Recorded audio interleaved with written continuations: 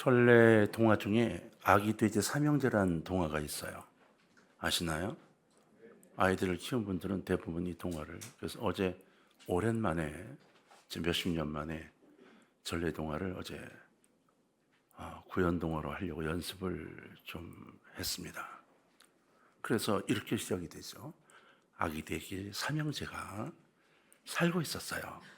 이렇게 했는데 몇 번 해보니까 도저히 못하겠더라고요. 그냥 할 겁니다. 그래서 어느 날 이제 엄마 돼지가 아기 돼지 삼형제를 불러서 얘들아, 니들 지금 허리둘 내가 얼마나 굵어? 다 어른이 됐어, 그지? 이 집에 도저히 못 살겠어. 나가서 각자 집을 짓도록 해. 그 삼형제에게 지시를 했어요. 삼형제가 모두 알았다고 대답하고 나갔습니다. 첫 번째 큰형이 가만 생각을 하니까 집을 짓는 게 보통 힘든 게 아닌 것 같은 거예요. 그래서 주변을 꿀꿀거리고 찾다 보니까 지푸라기가 막 논밭에 꽉 들어있는 거예요. 아유, 이걸로 지면 되겠다. 그 지푸라기를 모아가지고 집을 지었어요. 뭐 하루 사이에 뚝딱 얼른 잘 지었습니다. 그 둘째를 보니까 둘째는 이 주변에 있는 통나무, 나무 이런 것들을 막 물어다 모으고 있는 거예요. 첫째가 둘째 보고, 야, 그 통나무 가지고 집을 언제 져? 아유, 그걸 놀렸습니다. 둘째는 그래도 지금 뭐 짓는 이 재료가 통나무밖에 안 보이니까 나무들을 모아 나무로 통나무 집을 지었어요. 셋째는 가만 생각을 해보니까 이거 비가 오거나 그러면 안 될 것 같아서 벽돌로 집을 짓겠다 작정하고 이제 벽돌을 만들어 벽돌로 집을 지었습니다. 그러던 어느 날 배가 고파 굶주린 늑대가 이 돼지 마을을 찾아왔습니다. 지푸라기로 만든 집이 있는 거예요. 그래서 지푸라기 집 바깥에서 야, 나 배고파. 어떤 놈인지 나와. 큰 소리를 쳤어요. 그때 이제 큰 돼지가 집 안에 있으면서 난 집안이니까 괜찮을 거야 그랬어요. 늑대가 씩 웃더니 바람을 부니까 지푸라기 집이 날아가 버렸습니다. 이 첫째가 너무 놀라가지고 통나무 집이 둘째 집으로 막 도망을 갔습니다. 집이 날아갔는데 돼지가 없고 둘째 집으로 가는 걸 보더니 쫓아갔습니다. 둘째 집에 가서 나와 소리치니까 통나무 집이 얼마나 든든하겠어요. 들어가서 안 나가 그랬더니 늑대가 갑자기 팔을 딱 걷고 그런 주먹으로 통나무 집을 막 때리니까 통나무 집 다 뽀개져 날아간 겁니다. 그러니까 첫째고 둘째가 이제 막 깜짝 놀라서 뒤쪽으로 빠져나가서 어디로 도망갔겠어요? 네, 셋째 내로 간 거예요. 실은 이 첫째고 둘째가 셋째 집을 지을 때 얼마나 놀렸는지 모릅니다. 아니, 뭐 이렇게 고생하고 그렇게 하고 있냐? 그냥 얼른 짓고 놀지. 근데 셋째는 벽돌을 만들어 하나씩 쌓아 올리고 그걸 가지고 창문을 이러느라고 고생을 죽게 했거든요. 막상 늑대가 잡아먹으러 오니까 마지막 도망간 집이 벽돌집이었어요. 벽돌집에 도망가니까 이 늑대가 그 집 앞에 와서 또 큰 소리 친 겁니다. 야, 이제 3마리가 됐네. 오늘 포식하겠네. 나와! 안 나가는 거죠. 못 나가. 그 이제 막 주먹으로 벽돌을 막 때렸는데 뽀개지겠어요? 안 뽀개지겠어요?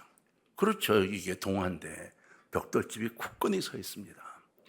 그래서 늑대가 주변을 살펴보니까 이 굴뚝이 보이는 거예요. 아, 멍청한 놈들.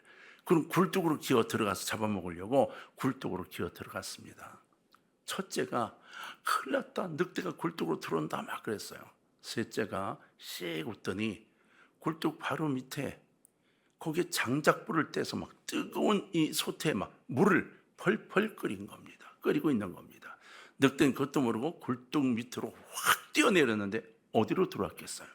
그렇죠. 뜨거운 물 퐁당 빠져가지고 온몸에 털이 다 빠지고 도망갔다는 겁니다. 그래서 세 형제가 다 잘 살고 이 셋째 집에 모여서 오손도손 부지런한 사람으로 잘 살았다. 이런 얘기예요. 이게 전래동화입니다.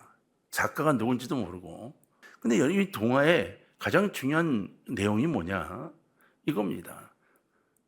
이 돼지 삼형제를 통해서 영악스러운 돼지 첫째와 둘째는 쫄딱망에 셋째 집으로 와 겨우 붙어 살았다, 이런 얘기고, 최선을 다하는 셋째, 부지런한 셋째, 정말 힘들지만 벽돌을 만들고 집을 짓는 셋째는 첫째, 둘째를 살려주고 그리고 멋진 삶을 살았다, 이런 거예요.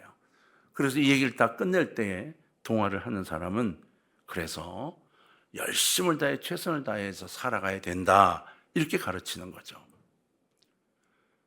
이런 동화만 그럴까요? 아닙니다. 굉장히 많은 동화가, 굉장히 많은 소설이 최선을 다하는 삶을 가르칩니다. 우리도 그렇게 배우고 살잖아요. 최선을 다해. 정말 최선을 다해야 돼. 애쓰고 노력해. 그러면 그것만큼 부가 와. 그것만큼 성공해. 그것만큼 행복해질 수 있어. 이렇게 얘기를 합니다. 역사를 통해서 보면 수백 년, 수천 년 동안 그러한 생각을 계속 가르쳤고 그렇게 이끌어왔습니다. 철학자들도 마찬가지요. 그래서 오늘 이 현대의 사회를 보면 정말 최선을 다해 일하는 사람이 얼마나 많은지 모릅니다. 벤처기업 같은 최신 첨단 산업을 뛰어든 사람들은 밤낮이 없잖아요. 직장을 집으로 삼고 24시간 일하다가 잠깐 눈 붙이는 일도 있을 정도로 이 사회가 그러한 사람들을 우대하는 분위기로 되어져 있죠. 맞습니다. 그게 맞습니다. 근데 절대 잊지 않아야 할 하나가 있어요. 그게 뭔가? 이러한 현상들은 사회의 표면적인 현상을 나타내는 것인 거예요. 성경은 거짓말을 하지 않습니다. 시편 127편 1절로 2절에 보면 여호와께서 집을 세우지 아니하시면 세우는 자의 수고가 헛되며 여호와께서 성을 지키지 아니하시면 파수꾼에 껴있음이 헛되도다. 너희가 일찍 일어나고 늦게 누우며 수고의 떡을 먹음이 헛되도다. 그러므로 여호와께서 그의 사랑하시는 자에게는 잠을 주시는도다. 이렇게 말씀했어요. 잠을 못 이루는 자가 아니라 잠을 주신다는 겁니다. 여기 분명히 뭐라고 되어 있냐 하면 이렇게 기록했어요. 일찍 일어나고 늦게 누우며 수고의 떡을 먹음이 헛되다. 누가 함께하지 않으면? 하나님이 함께하지 아니하시면. 부지런해야 됩니다. 최선을 다해야 합니다. 그러나 한 가지 꼭 기억해야 될 게 있어요. 열심을 다하는 삶이 소용이 없다는 게 아닙니다. 아무리 일찍 일어나고 늦게 누워도 하나님이 축복하시고 하나님이 지켜주시고 하나님이 보살펴주지 아니하시면 모든 인간의 노력은 수고는 헛된 거예요. 현대 인류는 첨단 과거를 향해 달려가고 있죠. 여러분, AI 등장으로 세계의 변화가 굉장히 빨라졌습니다. 너무 발달하고 있어요. 그러나 중요한 게 있어요. 아무리 사회과학과 문명이 인간의 노력도 발전돼 가는 것처럼 보인다 할지라도 사람은 말이에요, 자기의 노력만으로 키 한 자를 키울 수가 없습니다. 오직 인간의 생사화복은 하나님께 달려있기 때문이에요. 하나님이 병을 허락하시면 병들 수밖에 없고 그 병 때문에 고통을 받을 수밖에 없는 게 인간이라는 겁니다. 우주를 창조하시고 인간의 생사화복을 주관하시는 하나님, 그분이 나를 도와주지 않으면 실은 아무것도 할 수가 없게 된, 이것이 성경이 말하고 있는 하나님 우리의 관계인 거예요. 우리는요, 하나님을 붙들고 기도하고 그 하나님 뜻을 따라 세상을 살아가려고 해야만, 그래야만 하나님 역사 안에서 평안을 누리고 기쁨을 누릴 수 있다고 성경은 이야기하고 있는 겁니다. 사무엘서에 나타난 중요한 교훈 중에 하나가 이 세상과 대자연의 모든 것이 통치자 바로 하나님이라는 것을 가르치고 있는 거예요. 사무엘서는 이걸 철저히 이야기합니다. 그래서 여러분, 하나님 문을 닫으시면 열리지 않는다는 거예요. 문을 닫으면 갈 길이 보이지 않게 돼요. 아무리 저저 떠들고 인간의 방법으로 이럴 것 같고 저럴 안 되는 겁니다. 사무엘 1장에 보면 한나 이야기가 나오죠. 2번씩이나 여호와께서 한나의 태를 닫으셔요. 애를 못 낳게. 아무리 아이를 낳고 싶어도 불가능했어요. 근데 1장 20절에 하나님이 한나를 생각하시고 태를 열어주신다 했어요. 그게 바로 생긴 게 사무엘 아닙니까?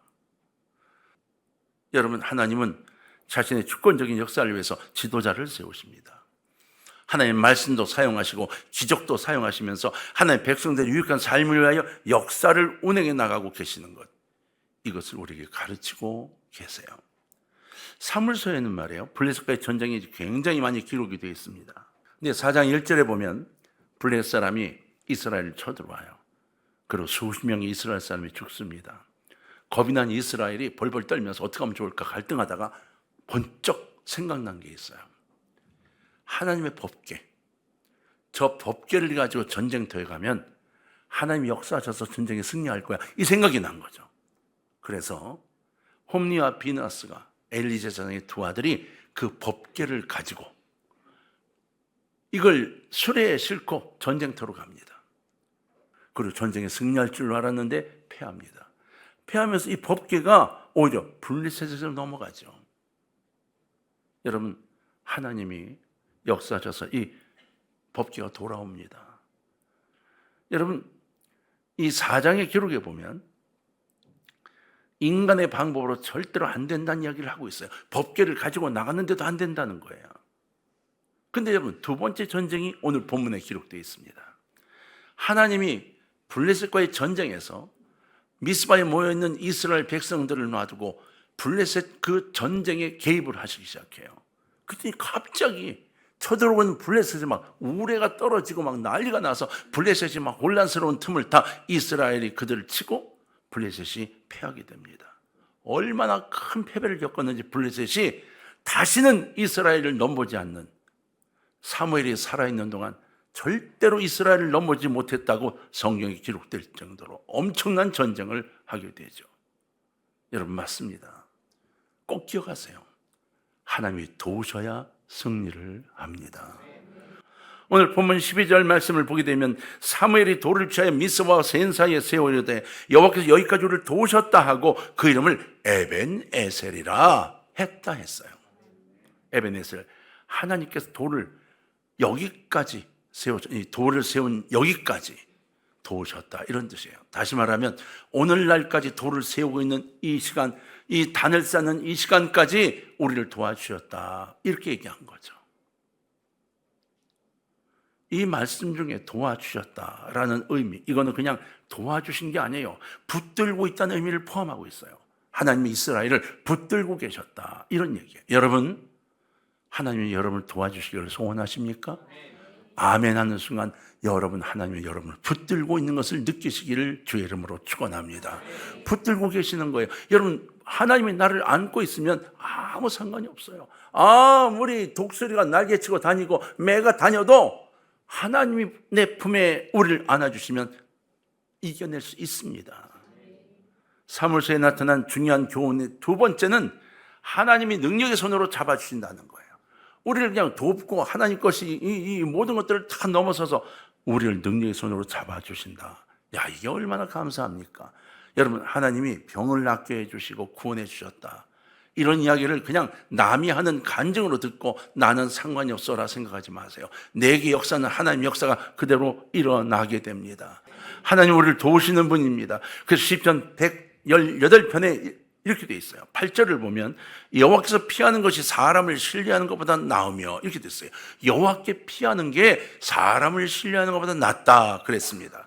시편 146편 3절로 4절을 보면 귀인들을 의지하지 말며 도울 힘이 없는 인생도 의지하지 말지니 그의 호흡이 끊어지면 흙으로 돌아가서 그날에 그의 생각이 소멸하리로다.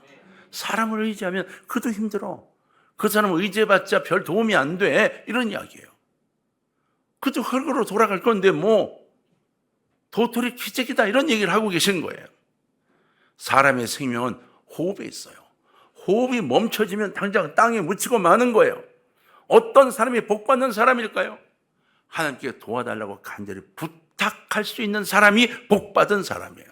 부탁할 수 있는 사람, 부탁하는 사람. 시편 121편 1절로 2절에 보면 이렇게 되어 있어요. 내가 산을 향하여 눈을 들리라.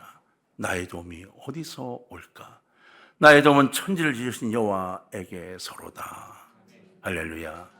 바울 사도는 로마서 8장 26절을 통해서 이와 같이 성령도 우리의 연약함을 도우시나니 우리는 마땅히 기도할 바를 알지 못하나 오직 성령이 말할 수 없는 탄식으로 우리를 위하여 친히 뭐 하시느니라?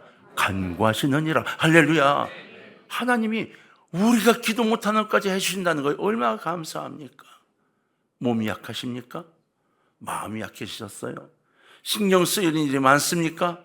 우울증에 걸려 있습니까? 공황장애가 왔어요? 여러분 걱정하지 마십시오. 하나님께 무릎을 꿇는 자들 하나님이 그 연약함을 도와주십니다. 마가복음 9장에 보면 귀신 들린 소년의 아버지가 예수님이 이렇게 말했어요. 무엇을 하실 수 있거든 우리를 불쌍히 여기서 도와주옵소서. 그 말을 들은 예수님이 할 수 있거든이 무슨 말이냐, 믿는 자에게는 능히 하지 못할 일이 없느니라. 할렐루야. 여러분 아버지가 마지막 뭐라 고백하죠? 내가 믿나이다. 나의 믿음 없는 것을 도와주소서. 회개하고 믿음을 요구했더니 그 자녀가 회복이 됩니다. 믿음이 없는 것을 도와달라고 기도하십시오. 믿음이 생기도록 도와달라고, 믿음을 키워달라고 기도하십시오. 믿음의 열매를 열게 달라고 기도하는 자가 바로 하나님이 내 삶을 책임져 주신 것을 느낄 수 있게 될 것이기 때문입니다. 시편 46편 1절에 보면 하나님 우리의 피난처시오 힘이시오 환난 중에 만날 큰 도움이시라 말씀했습니다. 하나님은요, 환난 당하는 나를 환난에서 건져주시는 큰 도움이십니다. 오늘 본문의 결론은 아주 간단해요. 블레셋과의 전쟁은 하나님의 도우심을 통해 승리할 수 있었죠. 그것처럼 우리의 삶도 마찬가지 하나님의 도우심이 있어야 승리할 수 있음을 가르치고 있는 겁니다. 이스라엘과 블레셋 전쟁은 우리와 마귀와의 전쟁과 똑같은 의미를 가져요. 영적 전쟁을 이야기하는 거죠. 우리는 끊임없이 마귀와 영적 전쟁을 벌이고 있어요. 24시간 동안 몇 시간을 전쟁을 하나요? 24시간 다 합니다. 본문 7절에 보면 이스라엘 자손이 미스바에 모였다는 소리를 들은 블레셋 사람들이 쳐들어오죠. 저것들 우리한테 침공하려고 모였나? 아니요. 기도하러 모였는데 전쟁하는 줄 알고 지들이 먼저 침공을 한 거예요. 오늘도 마귀는 기회만 있으면 우리를 침공합니다. 할 수만 있으면 택한 백성을 삼키려고 막 우리에게 쳐들어와서 어떻게든 구멍을 뚫고 들어오려고 하죠. 여러분, 우리는 마귀와 싸우는 교회, 십자가의 군병을 훈련하는 교회를 전투적 교회다 이렇게 말합니다. 저는 우리 동강교회가 전투적 교회가 되기를 소원합니다. 블레셋과의 전쟁에서 이길 때와 질 때는 엄청난 차이가 있어요. 전쟁에서 지면 수십 년 동안을 압제받고 곡식을 빼앗기고 가정의 행복을 빼앗깁니다. 영적인 전쟁도 마찬가지입니다. 영적 전쟁에서 패하면 우리의 믿음의 기쁨이 사라집니다. 교회 와서 예배를 드려도 기쁨이 없습니다. 신앙의 열정도 사라집니다. 봉사의 마음도 빼앗깁니다. 여러분, 성도들 중에 전혀 봉사하고 싶은 생각이 없는 사람, 영적 전쟁에서 패하는 경우가 훨씬 많습니다. 정상적인 성도는 헌신하고 봉사하지 않으면 내 마음이 불편해서 안 됩니다. 여러분, 블레셋과의 영적 전쟁을 앞둔 이스라엘 백성들, 그 영적 상태가 분명해져야 하는데, 그러기 위해 여러분, 신앙생활과 교회에 필요한 이 두 가지를 간직해야 해요. 그게 무엇인가? 첫 번째는 본이 되는 제자가 있어야 된다는 거예요. 교회에는 남들에게 본이 되는 제자가 반드시 있어야 합니다. 블레셋과의 전쟁에서 패한 후에 하나님의 법궤를 7개월 동안이나 블레셋에 빼앗겼다가 벳세메스로 법궤가 돌아오죠. 근데 벳세메스 사람들이 법궤 뚜껑을 열고 보다가 5만 70명이 죽습니다. 왜? 법궤를 손으로 대지 못하게 되어 있는데 그걸 만진 거예요. 덜컥 사람들이 죽고 나니까 겁이 난 겁니다. 그래서 하나님의 법궤가 돌아왔는데 서로 우린 감당을 못하겠어. 전부 거부했습니다. 전부 책임을 전가하죠. 근데 기럇 여아림 사람들이 아멘으로 받아들였습니다. 법궤를 시골에 있는 아미나답의 집에 20년을 모시게 하고 매일 등불을 켜 거기 예배를 드리고 20년을 모셨어요. 여러분, 20년 동안 나라가 평안해집니다. 사사시대 300년 동안 여러분 가만 살펴보면 우상을 자주 섬겼어요, 이스라엘이요. 근데 이제 선지자 사무엘이 명령과 지도를 통해서 거대한 변화를 추구하기 시작한 거예요. 사무엘이 외쳤죠. 간절한 마음으로 소리쳤습니다. 3절을 보면 사무엘이 이스라엘 온 족속에 말하여 이르되 만일 너희가 전심으로 여호와께 돌아오려거든 이방 신들과 아스다롯을 너희 중에서 제거하고 너희 마음을 여호와께로 향하여 그만을 섬기라. 그리하면 너희를 블레셋 사람의 손에서 건져내시리라. 4절을 보면 이에 이스라엘 자손이 바알과 아스타롯을 제거하고 여호와만 섬기니라. 이렇게 기록되어 있습니다. 우상을 버리는 사람이 생기기 시작한 거예요. 현대의 교회는 본이 되는 일꾼이 필요합니다. 우상을 떠나서 하나님만 바라보는 본이 되는 사람이 필요해요. 우리가 바라보면서 아무개 집사님은, 아무개 성도님은 우리도 그렇게 됐으면 좋겠어라고 바라보는 사람이 필요하다는 겁니다. 우상을 버리자, 하나님만 섬기자, 바로 믿자, 미스바에 모이자라고 외칠 때 그러자고 달려드는 누군가가 필요하다는 겁니다. 찬양대에도 모범적인 제자가 있어야 돼요. 각 위원회도 마찬가지입니다. 각 기관도 마찬가지입니다. 절대로 누군가가 함께 가자고 외치는 사람이 없으면 주저앉고 맙니다. 하나님만 섬겨라, 미스바로 모여라 사무엘이 외쳤을 때, 우상을 버려라 외쳤을 때, 여호와께 돌아오라고 외쳤을 때, 모두 회개자고 말하였을 때 많은 사람들이 그에 동참하자고 협조가 되었다는 것이죠.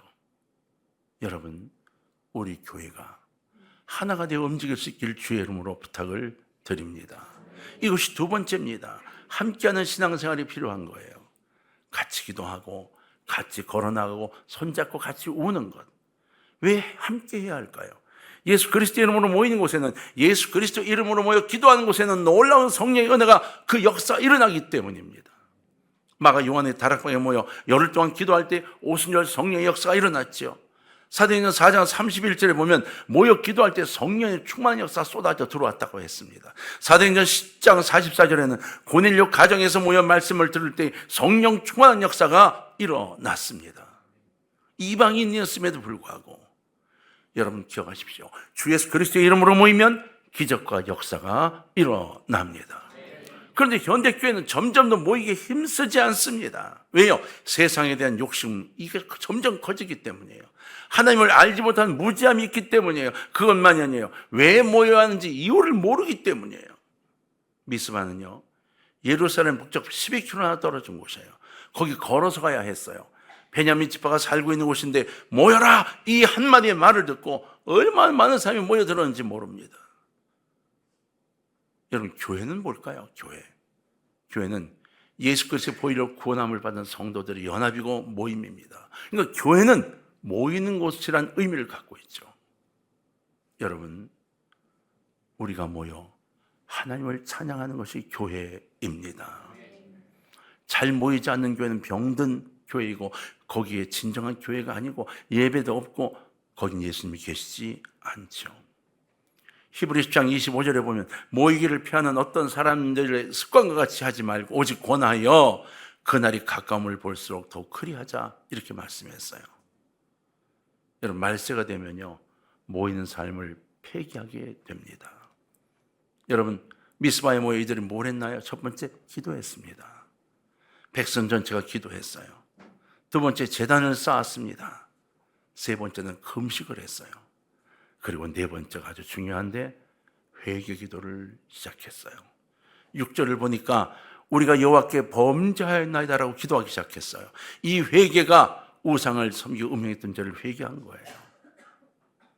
여러분, 3절에 보면 이방신들과 아스타롯이라고 되어 있는데, 이 바알신과 아스타롯이 바로 농경신들인 거죠.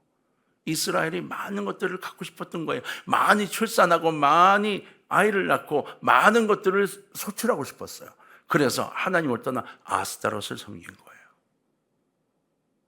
그러나 하나님, 그들이 신이 아니야, 나를 의지해야 돼, 그걸 버려라고 명령하셨고, 이스라엘은 내려놓고 회개하기 시작을 한 겁니다. 성도들이 세상에 나가 돈 벌고 세상 직장 생활하고 세상 사람과 교류하면서 그들의 삶의 일부를 배우다 보면 그들이 하는 불신앙적인 요소를 우리도 배우게 돼요. 여러분, 제발 부탁입니다. 세속화라는 그 사실, 나도 모르게 세속화되는 거예요. 3절에 보면 너희 마음을 여호와께로 향하여 그만을 섬기라, 이렇게 말했습니다. 여러분, 사탄은요, 교회가 부흥할 때, 모이기를 힘쓸 때, 역사가 일어날 때 와서 시험을 하곤 합니다. 여러분, 이런 부탁을 드릴게요. 10월 27일 차별금지법 저지를 위한 200만 기도회를 드린다고 합니다. 우리의 타락으로 예배가 드려지기 어렵게 된 차별금지법, 이게 통과될 지경에 지금 놓였어요. 지금 그냥 가만히 있다가 진짜 차별금지법 통과되면 모든 교회 예배가 중지되다시피 하게 돼 있어요. 왜요? 예배 시간에 구원에 대해 말하지 못합니다. 여러분, 지금 이제 우리가 모여 회개하고 기도해야 될 때가 지나고 있습니다. 내가 회개해야, 그래야만 이 나라의 교회를 지킬 수 있습니다. 제발 그냥 나 하나 평안하면 된다고 멈추지 마십시오. 미스바로 모여 나를 위해 기도하여 이스라엘을 살려냈던 이스라엘처럼 하나님 우리에게 부여하신 놀라운 축복을 위해 간절히 기도하는 우리가 좀 됐으면 좋겠습니다. 여기에서 올라갈 수 있는 분은 올라가서 현장에서, 아니면 교회에 모여서 합심하여 기도해서 권능과 기적을 전 세계에 보일 수 있는 아름다운 시간을 만들었으면 좋겠습니다. 우리는 하나님의 자녀입니다. 우리가 물량주의적 사고를 회개할 때, 다음 세대를 위해서 정말 잘못한 걸 회개할 때 놀라운 역사가 일어날 거예요. 여러분, 바로 이 나라 민족을 위해 회개하고 기도하는 여러분이 되셔서 이후에 하나님의 기념책에 기록된 이름을 보고 들고 하는 우리 모두 되기를 주의 이름으로 축원합니다.